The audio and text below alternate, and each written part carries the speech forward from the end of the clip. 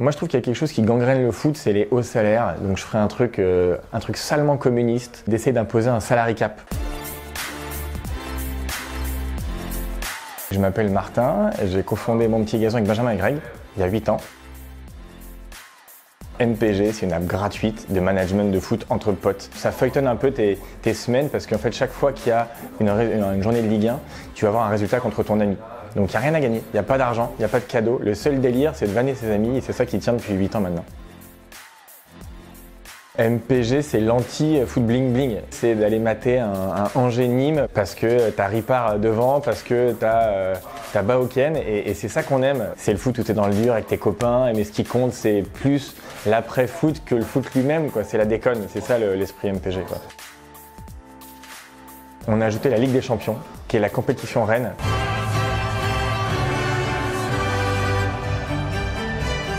Deuxième fonctionnalité qu'on a lancée, c'est un mode entreprise. Donc plutôt que de faire un team building à Marrakech où ça va déraper, ça va coûter cher, tu lances MPG au bureau avec ton CE, avec le footeux du bureau. Et c'est vraiment du bon délire toutes les semaines.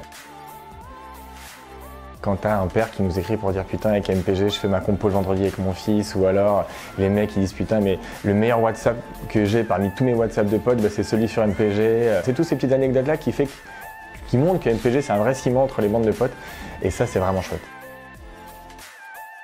La plus grosse foirade qu'on ait eue, c'est Mon Petit Transfert. C'était une app qu'on a lancée pour faire un peu comme Mon Petit Gazon mais sur les transferts. On voulait faire un petit jeu un peu à la Tinder où tu fais soit gauche soit droite selon si le mec va rester ou pas et où. Je pensais vraiment que ça allait bien marcher puis en fait c'était un four. Voilà, c'est mon plus bel échec. Le meilleur conseil que je pourrais donner, c'est bien choisir ses amis. Pas forcément les plus fouteux, pas forcément les plus experts, etc. Mais ceux qui sont les plus assidus et ceux qui sont les plus drôles. Parce que ce qui est drôle dans MPG, c'est le lundi matin, quand le mec il te fait une vanne parce qu'il avait Sakai qui a marqué un contre son camp, qui devient un but de Nyang. Et c'est ça qui est fun, tu vois. C'est pas forcément d'être l'expert qui connaît tout sur France-Allemagne 82.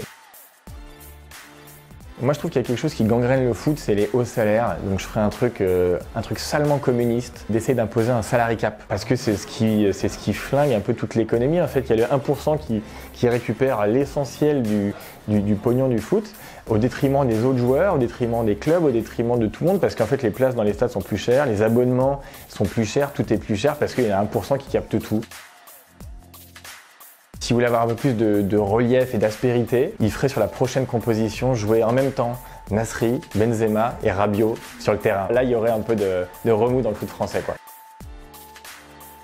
La première, ce serait de faire en sorte qu'à chaque fois qu'il y a 20 ou plus passes en retrait, l'équipe qui a fait ça prenne un but, un contre son camp. Le deuxième truc qui pourrait être assez cool, c'est d'interagir avec les téléspectateurs. À la mi-temps d'un match, les téléspectateurs depuis une app décident quel jour on peut booster légalement, hein, mais tu vois, tu mets un petit Red Bull ou un petit truc comme ça. Un truc qui serait chouette aussi, c'est que les ultras, tous les mecs qui portent ces clubs en permanence, ils puissent interagir aussi avec le terrain. Par exemple, le dernier emplacement d'un club, eh ben, c'est les ultras depuis une app qui décident qui rentre à quelle minute.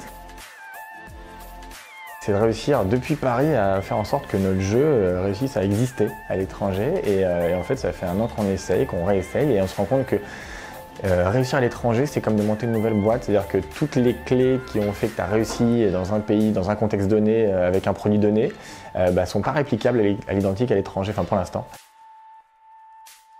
Ne jamais lever de sous avant d'avoir un produit qui rend moins dingue 1000 personnes. Et ensuite, une fois que tu as cette adhésion, là, tu as quelque chose à raconter pour une levée et donc pour accélérer. Voilà. C'est Paul Morlet, je le connais pas du tout. Il a monté Lunettes pour tous, ça fait du bien d'entendre des histoires comme la sienne parce qu'il vient d'une famille modeste, il vient du terrain, il a toujours été un peu pirate et j'aime bien ce côté pirate dans l'entrepreneuriat, un peu border avec les frontières pour créer quelque chose. Voilà. C'est Benz in Town. Ils vont chercher tout ce que tu écoutes sur un Spotify, sur un Deezer, sur ton app de musique. Ils vont croiser avec tous les concerts existants. Ils vont utiliser la géoloc pour savoir où t'es. Et puis après, ils te proposent une information digest avec tout ce que t'aimes bien, qui est à côté de chez toi en ce moment. Il est un peu discret, il s'appelle Jean-Baptiste Hironde et il a la tête d'une boîte qui s'appelle Music World Media et qui est, je pense, la boîte en France qui a généré le plus de downloads sur l'App Store et Google Play dans le monde, voilà, autour de la musique ou autour du gaming musical. Il pèse grave dans l'industrie de l'app download. Voilà.